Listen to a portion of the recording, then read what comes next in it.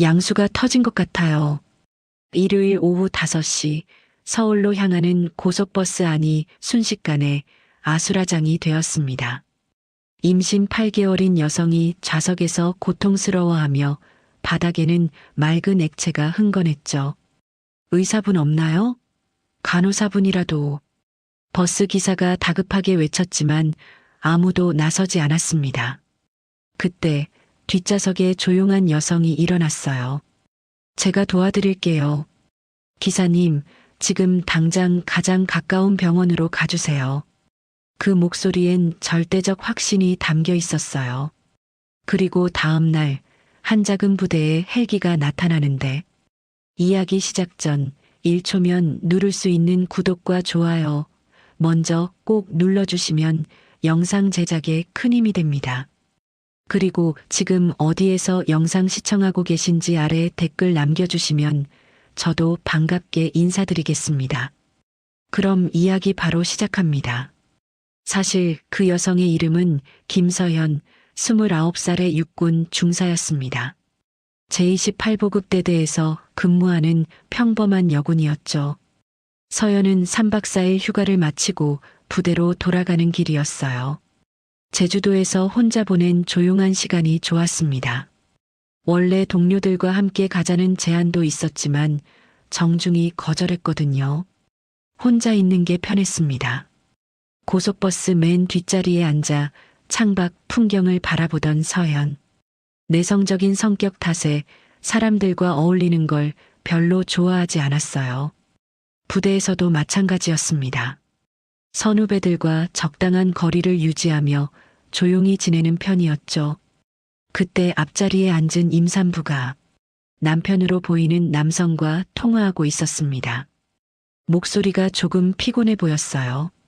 여보, 나 혼자 괜찮으니까 걱정 마. 시어머니랑 또 싸우기 싫어서 먼저 올라가는 거야. 이해 좀 해줘. 응, 조심히 갈게. 서연은 괜히 마음이 아팠습니다. 임신한 몸으로 혼자 긴 여행을 하는 게 쉽지 않을 텐데. 하지만 모르는 사람에게 먼저 말을 걸 용기는 없었어요. 오후 5시가 되자 버스 안이 어둑해지기 시작했습니다. 서연은 가방에서 책을 꺼내 읽기 시작했어요. 평소 관심이 많았던 의료 관련 잡지였습니다. 어릴 때부터 의료진을 동경했었거든요. 사실 서연은 군에 입대하기 전까지 간호학과 진학을 꿈꿨었습니다. 하지만 형편상 대학에 가기 어려워서 군 입대를 선택했죠. 지금도 틈틈이 의료 관련 공부를 하고 있었어요. 전역 후에는 간호조무사라도 해보고 싶다는 작은 꿈이 있었거든요. 부대 동료들은 서연을 조용하고 성실한 후배라고 생각했습니다. 특별할 게 없는 평범한 여군이라고 여겼죠. 서연도 그런 평가가 나쁘지 않았어요. 눈에 띄지 않는 게 편했거든요. 그런데 가끔은 답답했습니다. 정말 이대로 평범하게만 살아야 하나 싶을 때가 있었어요. 하지만 별다른 특기도 없고 내성적인 성격이라 뭘 할 수 있을지 모르겠더라고요. 갑작스러운 비명에 서연이 고개를 들었습니다. 앞자리에 임산부가 몸을 웅크리며 고통스러워하고 있었어요. 괜찮으세요? 옆에 앉은 승객이 걱정스럽게 물었지만 임산부의 얼굴이 점점 창백해졌습니다. 양수가 터진 것 같아요. 서연의 심장이 빨라졌습니다. 잡지에서 읽었던 내용이 떠올랐어요. 양수 파열은 즉시 병원에 가야 하는 응급 상황이라고 했었는데 의사분 계신가요? 간호사분이라도. 버스 기사의 다급한 목소리가 들렸지만 아무도 대답하지 않았습니다. 승객들은 당황한 채로 서로만 쳐다볼 뿐이었어요. 서연은 망설였습니다. 자신은 의사도 간호사도 아닌 그냥 평범한 군인이었거든요. 괜히 나섰다가 더 위험해지면 어떻게 하죠? 하지만 임산부의 상태가 점점 악화되는 게 보였습니다. 호흡이 거칠어지고 식은땀이 흘러내렸어요. 이대로 두면 정말 위험할 것 같았습니다. 내가 할 수 있는 건 없을까? 서연은 평소에 읽었던 의료 관련 내용들을 머릿속으로 떠올려 봤습니다. 물론 이론으로만 알고 있는 거였지만 아무것도 안 하는 것보다는 나을 거예요. 마침 예전에 부대에서 응급처치 교육을 받았던 기억도 났습니다. 기본적인 것들이었지만 도움이 될지도 모르죠. 결국 서연이 조심스럽게 자리에서 일어났습니다. 제가 좀 도와드릴게요. 떨리는 목소리였습니다. 사실 무척 떨렸어요.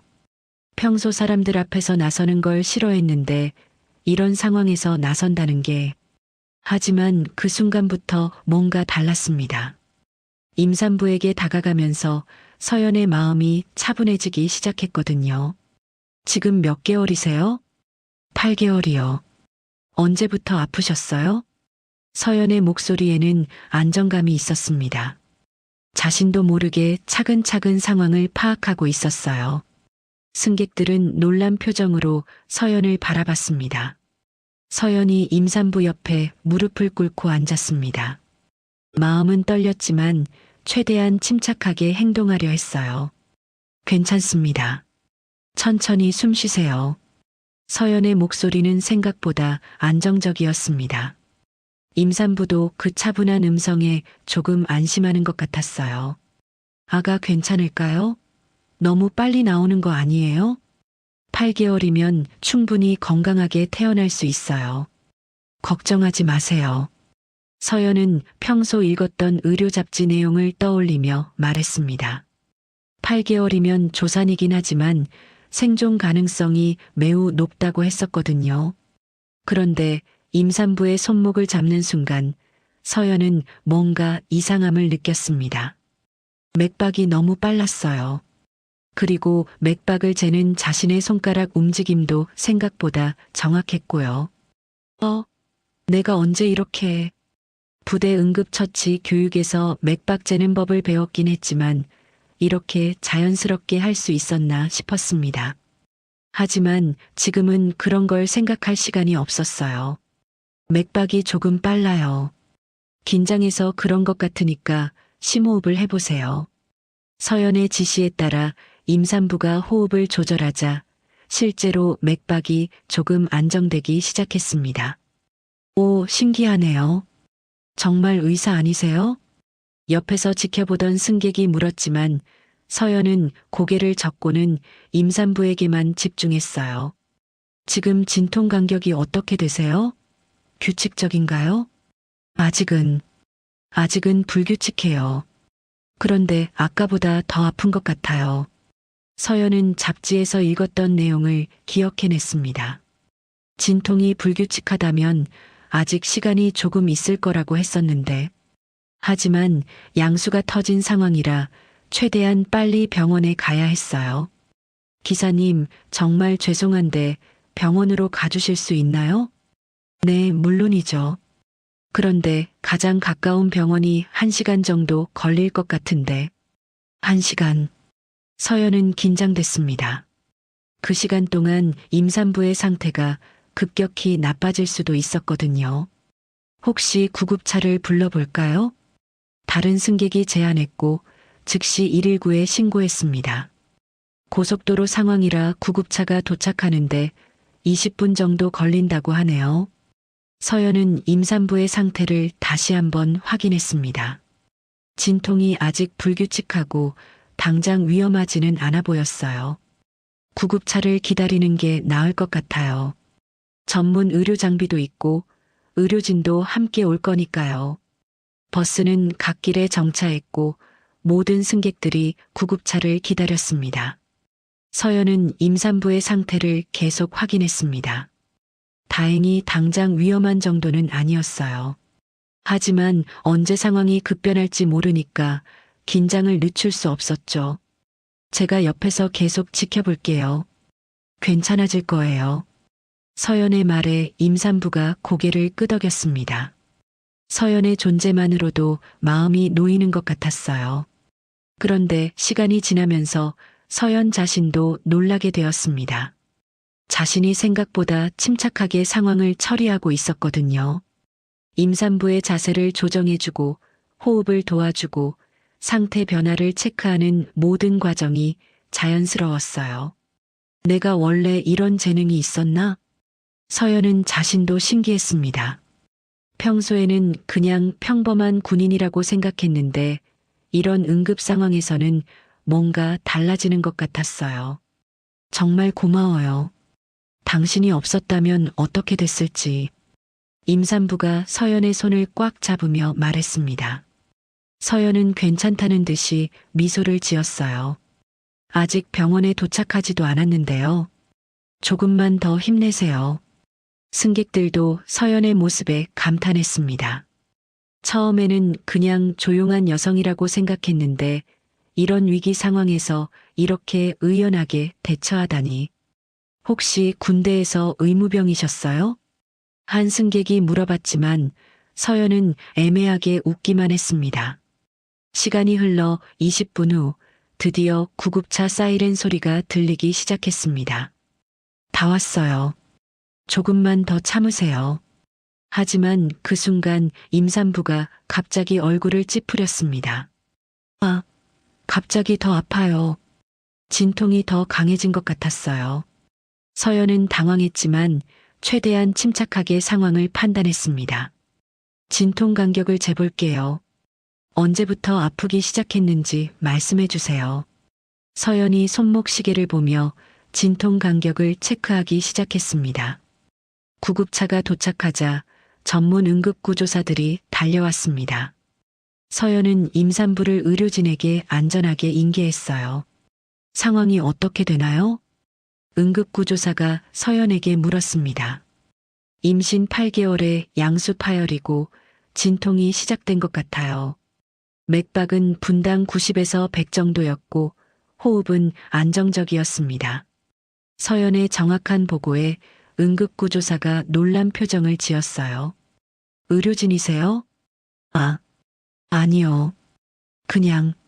서연은 당황해서 대답을 제대로 하지 못했습니다.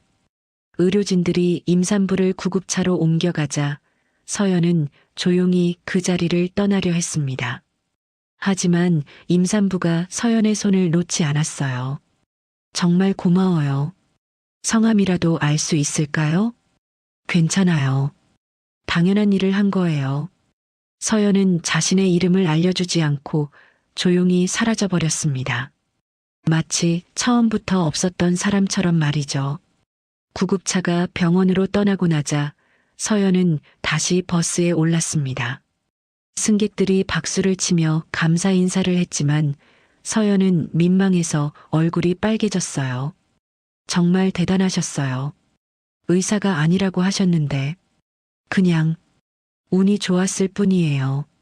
서연은 작은 목소리로 대답하며 다시 맨 뒷자리로 돌아갔습니다.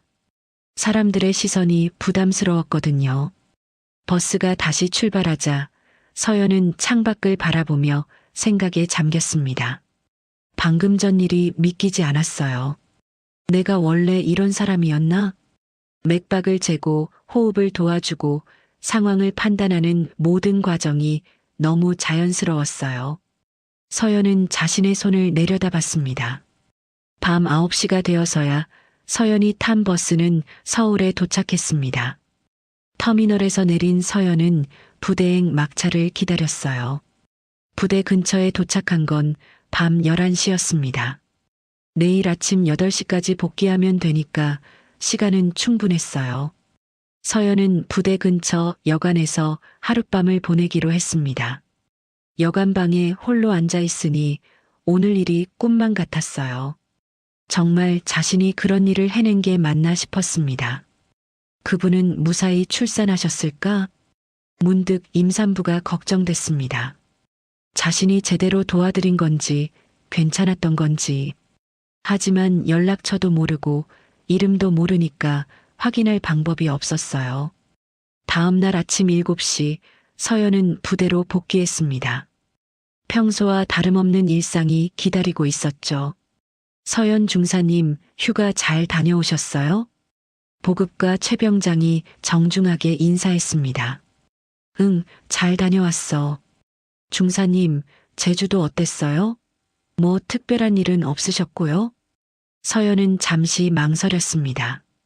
어제 일을 말해야 할까요? 하지만 굳이 떠들어서 관심받고 싶지 않았어요. 그냥 조용히 쉬었어. 역시 중사님답네요. 조용하시기로는 우리 부대에서 제일이세요. 최 병장은 웃으며 자리를 떠났습니다. 부대원들에게 서연은 그런 존재였어요. 조용하고 성실하지만 특별할 게 없는 평범한 여군 중사. 아무도 그녀가 어제 사람을 구했다는 걸 모르고 서연도 굳이 말할 생각이 없었습니다. 오전 8시 조회 시간이었습니다. 부대원들이 모두 운동장에 모였어요. 평소와 다름없는 아침이었죠. 오늘도 안전하고 알찬 하루 보내도록 하겠습니다. 구호가 끝나고 해산하려는 순간이었습니다. 잠깐만요. 갑자기 하늘에서 소음이 들려왔습니다. 헬리콥터 소리였어요. 모든 부대원들이 고개를 들어 하늘을 바라봤습니다. 저게 뭐야? 헬기가 여기로 오는데? 점점 가까워지는 헬리콥터.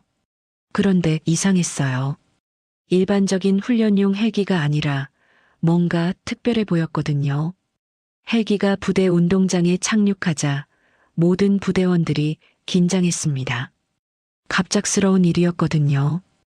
헬기에서 내린 사람을 본 순간 부대장부터 신병까지 모든 사람이 얼어붙었습니다. 사성 장군 계급장을 단 육군 참모총장이었거든요. 차렷. 부대장의 구령에 모든 장병이 일제히 차렷 자세를 취했습니다. 참모총장은 군 최고 위직이었으니까요. 서연도 다른 부대원들과 함께 긴장한 표정으로 차렷 자세를 했습니다. 참모총장이 왜 이런 작은 보급부대에 오셨을까요? 편히 하십시오. 참모총장의 목소리는 위험이 있었지만 따뜻했습니다. 하지만 모든 부대원들은 여전히 긴장하고 있었어요. 제가 여기 온 이유가 있습니다. 참모총장이 천천히 부대원들을 바라보며 말했습니다. 어제 제 며느리가 위험한 상황에 빠졌습니다. 서울로 오는 고속버스에서 조산 위험에 처했죠. 부대원들이 웅성거리기 시작했습니다. 참모총장의 며느리가 위험했다고요? 서연의 심장이 빨리 뛰기 시작했습니다. 혹시 그분이? 하지만 한 분이 나서서 제 며느리를 도와주셨습니다. 덕분에 며느리와 손자 모두 무사할 수 있었죠. 참모총장의 목소리에 감정이 섞여 있었습니다. 서연은 믿을 수 없었어요. 자신이 도운 임산부가 참모총장의 며느리였다니. 그분을 찾아서 감사 인사를 드리고 싶었는데 이름도 연락처도 알 수 없었습니다. 하지만 구급차 기록을 통해 추적해 본 결과 참모총장이 잠시 말을 멈췄습니다. 그분이 이 부대 소속임을 알아냈습니다. 모든 부대원들이 술렁였습니다. 우리 부대 누군가가 참모총장의 며느리를 구했다고요? 서연은 어떻게 해야 할지 모르겠었어요. 나서야 할까요? 아니면 조용히 있어야 할까요? 김서연 중사님. 갑자기 자신의 이름이 불려서 서연은 깜짝 놀랐습니다. 네. 떨리는 목소리로 대답했지만 아직 믿기지 않았어요. 앞으로 나와주시겠습니까? 모든 시선이 서연에게 쏠렸습니다. 평소에 조용하기만 했던 서연이 참모총장님의 며느리를 구했다고요? 서연은 떨리는 다리로 앞으로 나섰습니다. 꿈 같은 일이었어요. 서연이 앞으로 나서자 부대 전체가 조용해졌습니다. 모든 사람들의 시선이 그녀에게 집중됐어요. 평소에 눈에 띄지 않던 서연이 이런 주목을 받는 건 처음이었죠. 김서연 중사님이 맞습니까? 참모총장의 목소리는 따뜻했지만 위험이 있었습니다. 네, 맞습니다. 서연의 목소리는 떨리고 있었어요. 꿈 같은 상황이었거든요. 참모총장이 서연에게 다가왔습니다. 부대원들은 숨을 죽이고 지켜봤어요. 군 최고위직이 우리 부대의 평범한 중사에게 직접 오고 있는 거죠. 어제 제주도에서 서울로 오는 고속버스에서 임신 8개월인 여성을 도와주셨죠? 그렇습니다. 그분이 바로 제 며느리입니다. 참모총장의 말에 부대 전체가 술렁였습니다.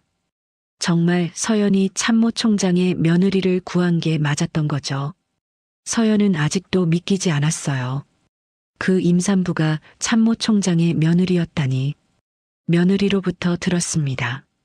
위급한 상황에서 누군가 도와줬는데 그분이 마치 의료진처럼 전문적이었다고 하더군요. 참모총장의 눈빛이 서연을 자세히 살펴봤습니다.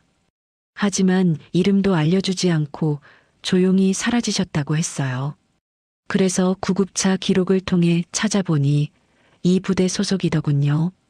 서연은 어떻게 대답해야 할지 모르겠었어요.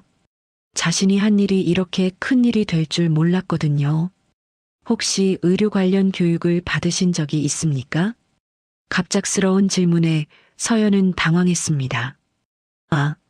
아니요. 그냥 부대에서 받은 기본적인 응급처치 교육뿐입니다. 그런데 어떻게 그렇게 전문적으로 대처하실 수 있었을까요? 참모총장의 질문에 서연도 궁금했어요. 자신도 어떻게 그렇게 할 수 있었는지 모르겠었거든요. 저도 잘 모르겠습니다. 그냥 해야겠다는 생각에. 겸손하시군요. 참모총장이 미소를 지었습니다. 며느리가 전해달라고 했습니다. 정말 고맙다고. 당신이 아니었다면 어떻게 됐을지 모른다고요. 서연의 눈시울이 붉어졌습니다. 자신이 정말 도움이 됐다니 뭔가 뿌듯했어요. 그리고 손자도 무사히 태어났습니다. 건강한 남자아이예요. 부대원들에게서 박수 소리가 터져 나왔습니다. 감동적인 순간이었죠. 저는 생명을 구해주신 은혜를 절대 잊지 않습니다. 참모총장이 서연에게 정중히 인사했습니다. 군 최고위직이 일개 중사에게 고개를 숙이는 모습에 모든 부대원들이 감동했어요. 아닙니다. 당연한 일을 한 건데요. 당연한 일이라고요? 그 상황에서 나설 수 있는 사람이 얼마나 될까요? 참모총장의 말에 서연은 할 말이 없었어요. 혹시 인사발령을 원하신다면 언제든지 말씀해 주십시오. 의료부대나 특수부대, 어디든 추천해 드리겠습니다. 갑작스러운 제안에 부대원들이 놀랐습니다. 참모총장이 직접 인사발령을 제안한다고요? 하지만 서연은 고개를 저었어요. 감사하지만 저는 지금 여기가 좋습니다. 정말입니까? 이런 기회가 흔하지 않은데. 네. 저는 평범하게 사는 게 좋아요. 참모총장은 서연의 대답을 의외라는 표정으로 들었습니다. 보통 이런 기회를 마다할 사람은 없었거든요. 그렇다면 혹시 과거에 특별한 교육이나 경험이 있으셨나요? 정말 일반인이 할 수 있는 수준을 넘어서더군요. 참모총장의 눈빛이 예리해졌습니다. 뭔가를 의심하는 것 같았어요. 서연은 긴장했습니다. 자신의 과거를 들키고 싶지 않았거든요. 정말 아무것도 없습니다. 그냥 평범한 보급부대 중사예요. 참모총장이 서연을 유심히 바라봤습니다. 뭔가 확신이 서지 않는 것 같았어요. 그때 부대장이 나섰습니다. 참모총장님, 김서연 중사는 정말 모범적인 부대원입니다. 조용하고 성실해서 사고 한 번 친 적이 없어요. 그렇군요. 인사기록을 한번 살펴봐도 될까요? 물론입니다. 부대장이 서연의 인사기록을 가져왔습니다. 참모총장이 그것을 살펴보는 동안 서연은 식은땀이 났어요. 혹시 자신의 과거가 들통날까봐 걱정됐거든요. 20살에 입대해서 지금까지 9년째 복무 중이군요. 참모총장이 인사기록을 천천히 살펴봤습니다. 그런데 갑자기 손이 멈췄어요. 707 특수임무대대. 의무병. 참모총장의 눈빛이 변했지만 아무 말도 하지 않았습니다. 그저 조용히 서류를 덮었을 뿐이에요. 부대장은 서연의 특수부대 경력을 당연히 알고 있었지만 일부러 언급하지 않았어요. 서연이 그 과거를 말하고 싶어 하지 않는다는 걸 알았거든요. 평소에도 동료들 앞에서 특수부대 출신이라는 말을 한 번도 하지 않았으니까요. 아무튼 정말 고맙습니다. 제 가족을 구해주셔서. 참모총장은 특수부대 경력을 발견했지만 언급하지 않았어요. 하지만 그의 눈빛에는 뭔가 다른 의미가 담겨 있었습니다. 혹시 인사발령을 원하신다면 언제든지 말씀해 주십시오. 서연은 참모총장이 뭔가를 알아챈 것 같다는 느낌을 받았지만 확실하지는 않았어요. 아무튼 정말 고맙습니다. 제 가족을 구해주셔서. 참모총장이 다시 한번 감사 인사를 했습니다. 그런데 한 가지만 더 여쭤봐도 될까요? 네. 혹시 이름이, 원래 이름이 김서연이 맞나요? 갑작스러운 질문에 서연이 당황했습니다. 네. 무슨 말씀이신지. 아니에요. 그냥 궁금해서요. 참모총장의 눈빛에 뭔가 다른 의미가 담겨 있는 것 같았어요. 마치 서연에 대해 뭔가 알고 있는 듯한. 하지만 더 이상 묻지는 않았습니다. 오늘 정말 보람찬 만남이었습니다. 다시 한번 감사드립니다. 참모총장이 서연에게 악수를 청했습니다. 서연은 떨리는 손으로 악수에 응했어요. 앞으로도 건승하시기 바랍니다. 그리고 참모총장이 작은 목소리로 말했습니다. 언젠가 다시 만나게 될 것 같군요. 무슨 의미인지 모르겠지만 뭔가 의미심장한 말이었어요. 참모총장이 헬기에 오르자 모든 부대원들이 경례했습니다. 헬기가 떠나고 나서야 부대에 다시 일상이 돌아왔어요. 하지만 서연의 마음은 복잡했습니다. 참모총장의 마지막 말이 계속 신경 쓰였거든요. 헬기가 사라지고 나서 부대는 완전히 달라졌습니다. 평소 조용했던 서연이 갑자기 부대의 화제 인물이 된 거죠. 야, 서연 중사님, 정말 대박이었어요. 참모총장님이 직접 찾아오시다니. 우리 부대 역사상 처음이에요. 부대원들이 서연 주위로 몰려들었지만 서연은 어색해했어요. 이런 관심이 부담스러웠거든요. 그냥 운이 좋았을 뿐이에요. 하지만 부대원들의 시선은 달라져 있었습니다.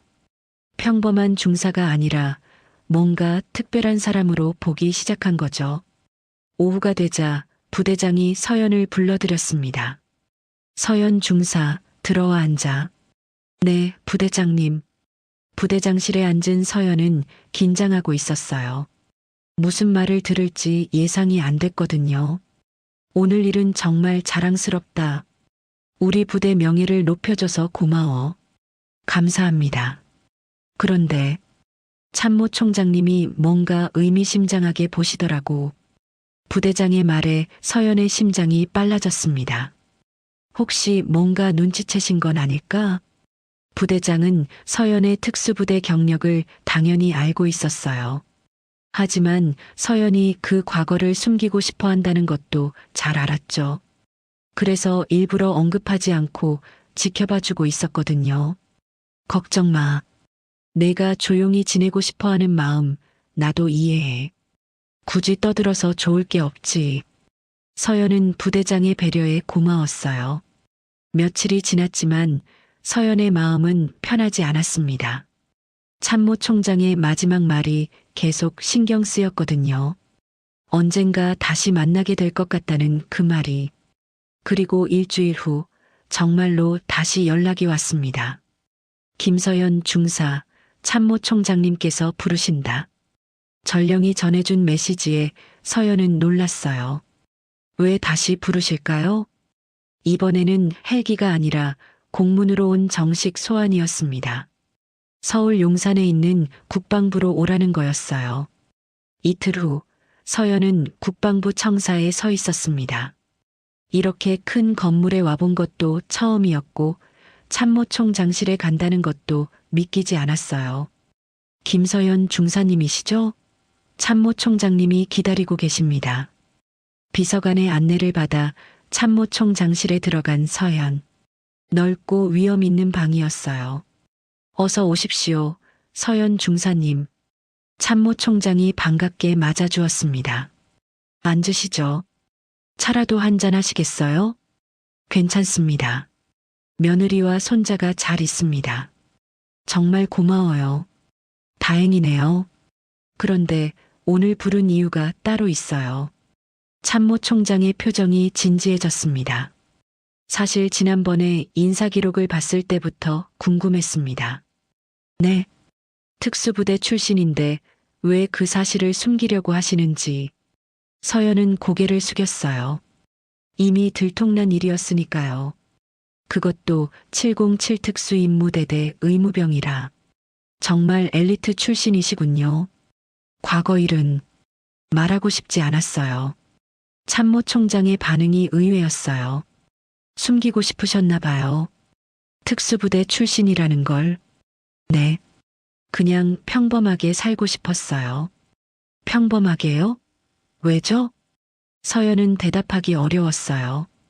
그 시절의 아픈 기억들을 떠올리고 싶지 않았거든요. 특수부대에서 무슨 일이 있었나요? 참모총장의 질문에 서연은 더욱 위축됐습니다. 그냥 제게는 너무 힘든 곳이었어요. 힘들었다고요? 네. 저는 원래 의사가 되고 싶었는데 형편상 군대를 택했거든요. 그런데 특수부대에서는 서연의 목소리가 떨렸어요. 생명을 구하려고 했는데 때로는 다른 일도 해야 했어서. 참모총장은 서연의 마음을 이해했어요. 특수부대의 임무가 항상 생명을 구하는 일만은 아니었으니까요. 그래서 일반 부대로 옮기신 거군요. 네. 그냥 조용히 살고 싶었어요. 하지만 어제 보신 것처럼 당신의 능력은 정말 뛰어납니다. 그런 인재가 보급부대에서 묻혀 있다는 게 괜찮습니다. 저는 지금이 좋아요. 참모총장이 서연을 유심히 바라봤습니다. 혹시 어린 시절 이름이 달랐던 적이 있나요? 갑작스러운 질문에 서연이 놀랐어요. 네. 이서영. 혹시 이서영이라는 이름으로 불렸던 적이 있나요? 서연의 얼굴이 창백해졌습니다. 그 이름을 어떻게 알고 있는 거죠? 그건 어떻게. 역시 맞군요. 참모총장의 눈에 눈물이 맺혔습니다. 서연아, 정말 너구나. 네, 무슨 말씀이신지. 나는 내 삼촌이야. 내 아버지의 동생, 이태성이다. 서연은 믿을 수 없었어요. 참모총장이 자신의 삼촌이라고요? 그럴 리가. 너는 7살 때 부모님을 잃었지? 교통사고로. 그때 이름이 서영이었어. 서연의 눈에서 눈물이 흘러내렸습니다. 어린 시절의 아픈 기억이 떠올랐어요. 그때 내가 너를 찾지 못해서 정말 미안했다. 삼촌이세요? 그래, 내가 내 삼촌 태성이다. 22년 만에 재회였습니다. 서연은 믿을 수 없어서 계속 눈물만 흘렸어요. 삼촌, 정말 삼촌이세요? 서연의 목소리는 떨리고 있었어요. 22년 만에 만난 가족이었거든요. 그래, 서영아. 정말 너구나. 아니, 이제는 서연이라고 해야겠네. 참모총장. 아니, 삼촌 이태성의 눈에도 눈물이 맺혔습니다. 내가 얼마나 너를 찾았는지 모른다. 22년 동안 하루도 잊은 적이 없어. 서연은 어린 시절 기억이 어렴풋이 떠올랐어요. 따뜻하게 안아주던 삼촌, 군복을 입고 멋있어 보였던 그 사람. 정말 삼촌이 맞아요? 내 아버지 이정호. 내 형이었지. 너는 형님의 딸 내 조카야. 참모총장이 책상 서랍에서 낡은 사진 한 장을 꺼냈습니다. 어린 서연이 군복을 입은 남자와 함께 찍은 사진이었어요. 이 사진, 기억나니? 서연의 눈에서 눈물이 흘러내렸습니다. 희미하게나마 기억이 났거든요. 삼촌이 소위 때, 제가 5살 때 찍은 거죠? 맞아. 너는 그때도 의사가 되고 싶다고 했었어. 아픈 사람들을 고쳐주겠다고. 어린 시절의 꿈이었습니다. 하지만 부모님을 잃고 고아원에서 자라면서 그 꿈은 포기해야 했죠. 부모님 돌아가신 후에 너를 찾으려고 했는데 이미 고아원으로 가버린 뒤였어. 내가 해외 파병 중이라 바로 돌아올 수 없었거든. 괜찮아요. 삼촌 잘못이 아니에요. 아니야, 내 잘못이야. 가족을 지키지 못했어. 참모 총장의 목소리에는 깊은 후회가 담겨 있었습니다. 그때부터 줄곧 너를 찾았어. 고아원 기록도 뒤져보고 입양 기록도 확인해보고. 하지만 이름을 바꿔서 찾기가 어려웠어. 저는 고아원에서 김씨성을 택했어요. 그리고 이름도 서연으로 바꿨고요. 새로 시작하고 싶어서. 그래서 김서연이 된 거구나. 서영이에서 서연으로 이름도 바꿨고 두 사람은 잠시 말없이 서로를 바라봤습니다. 너무나 긴 시간이 흘렀지만 혈육의 정은 그대로 남아 있었어요. 근데 어떻게 저를 알아보셨어요? 어린 시절과 똑같은 눈매, 똑같은 표정이더라. 그리고 의료 실력을 보니 더욱 확신했어. 어릴 때부터 의사가 되고 싶다던 내 모습 그대로였거든. 네. 서연아, 왜 특수부대를 그만뒀니? 그렇게 뛰어난 실력을 가지고 있는데. 서연은 대답하기 어려웠어요. 그 시절에 힘들었던 기억들이 떠올랐거든요. 저는 사람을 살리고 싶었어요. 하지만 특수부대에서는 힘든 일들이 많았구나. 네.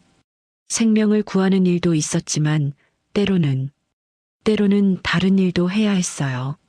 참모 총장은 서연의 마음을 이해했습니다. 특수부대의 임무가 항상 인도적인 것만은 아니었으니까요. 그래서 일반 부대로 옮긴 거야? 네. 그냥 조용히 살고 싶었어요. 평범한 사람으로. 하지만 너는 평범하지 않아. 타고난 재능이 있어. 참모 총장이 서연의 손을 잡았습니다. 서연아, 이제는 가족이 있어.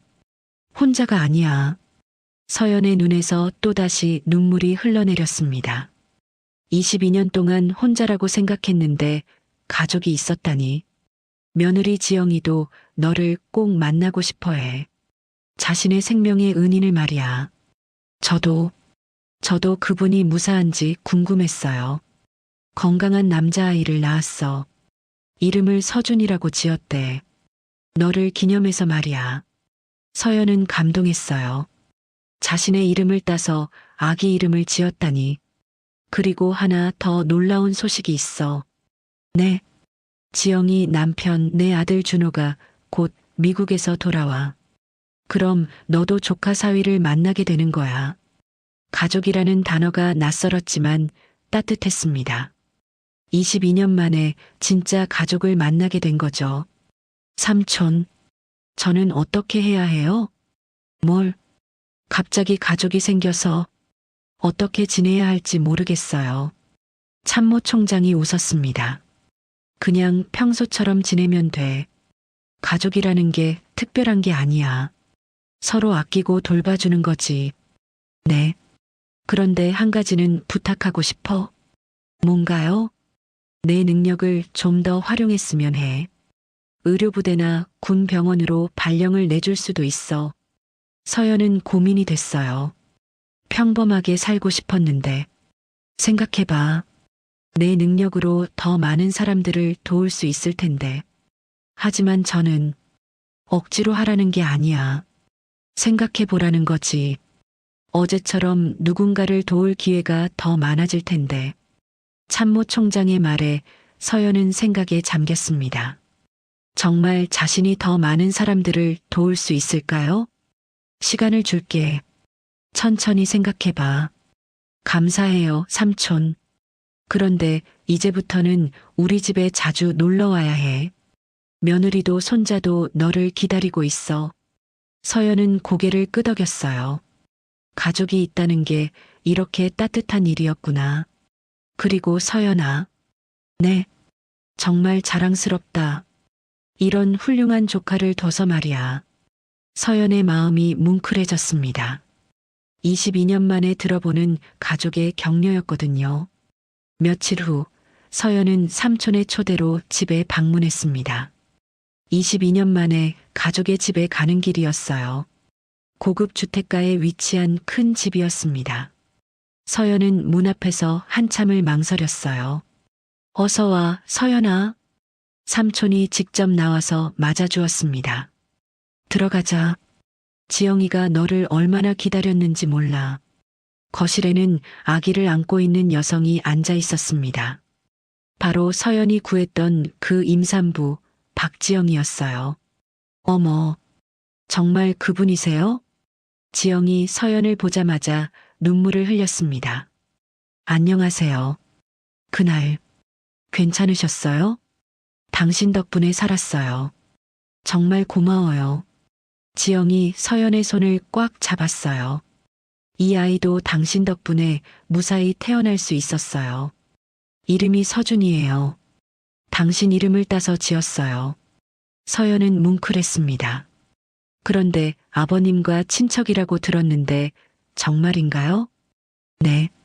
삼촌의 조카입니다. 세상에. 정말 운명인가 봐요. 우연히 만난 게 아니라 가족이었다니. 그때 현관문이 열리는 소리가 들렸습니다. 아빠 다녀왔습니다. 젊은 남성의 목소리였어요. 삼촌의 아들 지영의 남편인 준호가 돌아온 거였죠. 준호야, 어서 와. 이분이 내 아내와 아들을 구해주신 분이야. 그리고 너의 사촌 누나야. 사촌?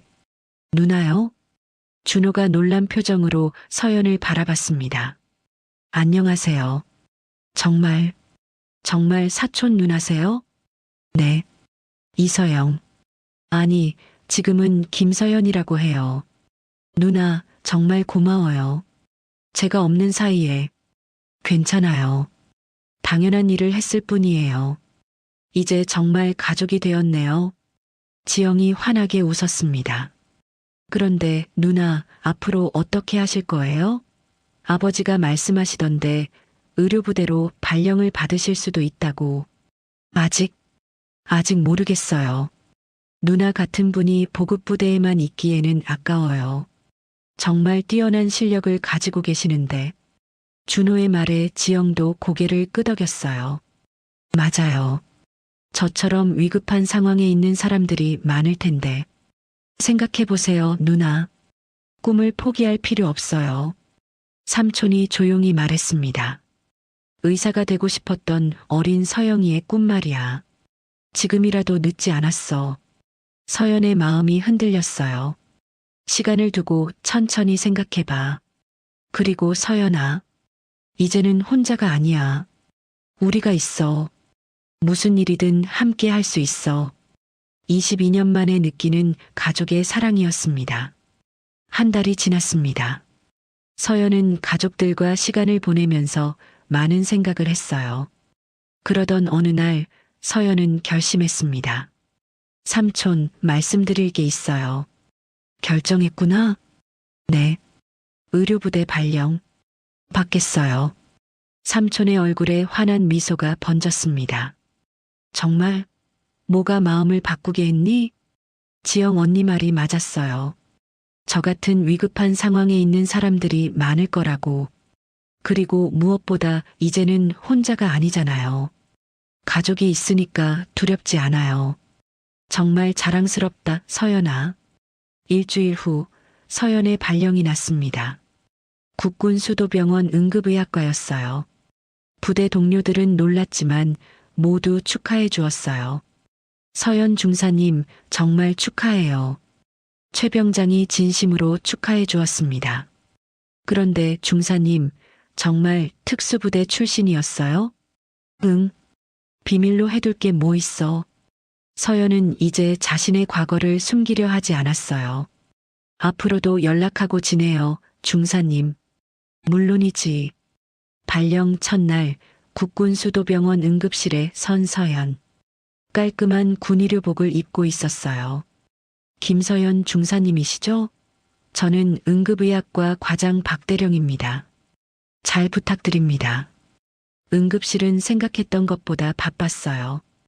다양한 환자들이 계속 들어왔고 서연은 자연스럽게 업무에 적응해 갔습니다. 중사님, 저 환자 상태 어떻게 보세요? 맥박이 조금 불안정하네요. 심전도 다시 찍어보시고 혈압도 지속적으로 모니터링해야 할 것 같아요. 역시 정확하시네요. 의료진들은 서연의 정확한 판단력에 감탄했어요. 한 달이 지나자 서연은 완전히 응급실의 핵심 인력이 되어 있었습니다. 어느 날 응급실에 익숙한 얼굴이 나타났습니다. 언니, 지영이 서준이를 안고 들어왔어요. 지영아, 서준이가 아픈 거야? 아니에요. 그냥 언니 일하는 모습이 보고 싶어서요. 정말 멋있어요, 언니. 서준이도 많이 컸어요. 서연을 보고 환하게 웃었습니다. 이 아이 언니를 좋아하네요. 그때 응급 환자가 들어왔습니다. 실례할게, 지영아. 서연이 다시 업무로 돌아갔어요. 환자를 향해 뛰어가는 서연의 모습을 지영은 자랑스럽게 바라봤습니다. 저녁이 되어 업무가 끝나자 서연은 삼촌에게 전화를 걸었어요. 삼촌, 저예요. 서연아, 병원 일은 괜찮고? 네, 정말 좋아요. 매일이 보람 있어요. 정말 제가 하고 싶었던 일이었구나 싶어요. 그래, 내가 행복하니까 나도 기뻐. 삼촌, 정말 고마워요. 그리고 이제야 깨달았어요. 어린 서영이의 꿈이 사라진 게 아니었다는 걸요. 계속 제 마음속에 살아 있었어요. 맞아. 꿈은 없어지지 않아. 때로는 숨어 있을 뿐이지. 이제는 당당하게 말할 수 있어요. 저는 사람을 돕는 일을 하고 있다고, 제 꿈을 이루고 있다고. 정말 자랑스럽다, 서연아. 전화를 끊고 나서 서연은 병원 창밖을 바라봤습니다. 별이 아름답게 빛나고 있었어요. 22년 전 혼자 남겨졌던 7살 서영이. 그 아이가 이제 29살 김서연이 되어 자신의 꿈을 이루고 있었습니다. 가족도 찾고 꿈도 찾고 정말 완전한 새 출발이었어요. 내일도 누군가를 도울 수 있다는 생각에 서연은 미소 지었습니다. 이제는 더 이상 혼자가 아니었거든요. 여러분, 김서연 중사의 이야기는 어떠셨나요? 때로는 우리도 서연처럼 자신의 진짜 모습을 숨기고 살아갑니다. 평범함 속에 안주하며 꿈을 포기한 채 말이죠. 하지만 서연의 이야기가 보여주듯 진짜 중요한 건 우리 안에 잠들어 있는 가능성을 믿는 것입니다. 그리고 누군가 손을 내밀어 줄 때 용기를 내어 그 손을 잡는 것이죠. 가족의 사랑, 꿈을 향한 용기, 그리고 누군가를 도울 수 있다는 보람. 이 모든 것들이 우리 인생을 얼마나 풍요롭게 만드는지 서연의 이야기를 통해 느끼셨을 겁니다. 여러분도 혹시 숨겨둔 꿈이 있다면 늦었다고 생각하지 마세요. 지금이라도 충분히 새로운 시작을 할 수 있습니다. 오늘 이 감동적인 이야기가 여러분의 마음에도 작은 용기를 심어주었으면 좋겠습니다. 구독과 좋아요는 더 많은 분들에게 이런 따뜻한 이야기를 전할 수 있는 힘이 됩니다. 그럼 다음에도 더욱 감동적인 이야기로 찾아뵙겠습니다. 시청해주셔서 감사합니다.